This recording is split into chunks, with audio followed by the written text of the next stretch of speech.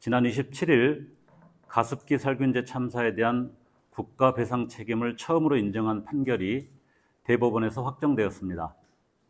가습기 살균제 참사는 1994년부터 2011년 사이에 건강 피해자 95만 명, 노출자 894만 명이 발생한 것으로 추산되는 우리 사회에 큰 충격을 안겨줬던 사건입니다.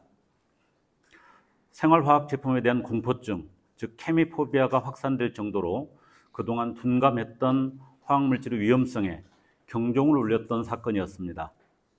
그런 참사를 방조하고 직무유기했던 국가의 책임이 2014년 소송 제기 이후 10년 만에 비로소 인정된 것입니다.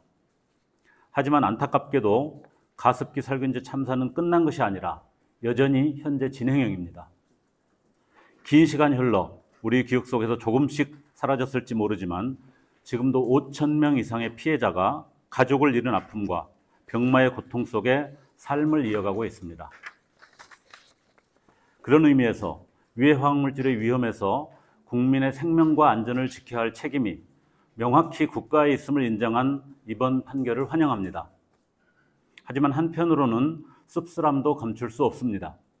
지난해 7월 윤석열 대통령이 킬러 규제라며 빠른 속도로 제거하라고 화학물질관리법, 즉 화관법과 화학물질의 등록 및 평가 등에 관한 법률, 즉 화평법을 지목한 뒤 빠른 속도로 법 개정이 이루어져 신고기준 완화와 정기검사 의무 면제, 그리고 취급 허가제를 일부 신고제로 완화하는 등 화학물질 관리 체계가 전반적으로 느슨해졌습니다. 그런데 화관법과 화평법은 다름 아닌 가습기 살균제 참사와 2012년 구미 불산 사고, 누출 사고 등으로 화학물질 안전에 대한 국민 관심이 높아진 데 힘입어 2013년 제정된 법이었다는 점에서 국민 안전보다 기업 이익을 우선시하는 대통령의 무책임한 안전 불감증을 여실히 드러내는 사례입니다. 윤석열 정부 들어 대형 사망 사고가 빈발할 뿐만 아니라 사고에 대한 정부 당국의 반성과 책임의식을 도무지 확인할 수 없는 이유가 어디서 시작되었는지 알만합니다. 이번 화성 리튬 배터리 공장 화재 사고에서도 이 정부의 안전 불감증과 무책임한 태도가 곳곳에 드러나 보입니다. 해당 공장을 고위험 사업장으로 지정하고도 사실상 자율 예방만 강조한 것으로 확인되는 등 제대로 안전관리가 되지 않은 정황도 보입니다. 산업안전을 책임져야 할 고용노동부 장관은 어제 한 KBS 프로그램에 나와 정부의 관리 책임 부족에 대해서는 이런 반구의 사과도 없이 안전수칙을 준수하고 관리했더라면 사고를 줄일 수 있었을 것이라며 남일처럼 말합니다.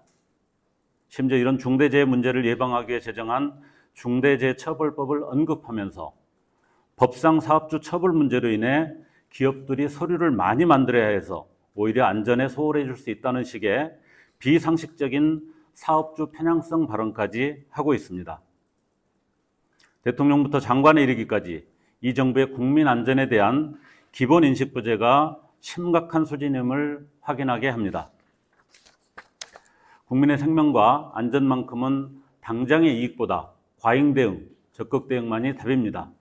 거듭되는 심각한 안전사고에 말로만 그치는 재발방지 약속은 그만두고 멀쩡한 안전규제 흔들기나 사건의 본질을 왜곡하는 극우 유튜브의 선동에 놀아나는 그런 일이라도 중단하길 바랍니다. 감사합니다.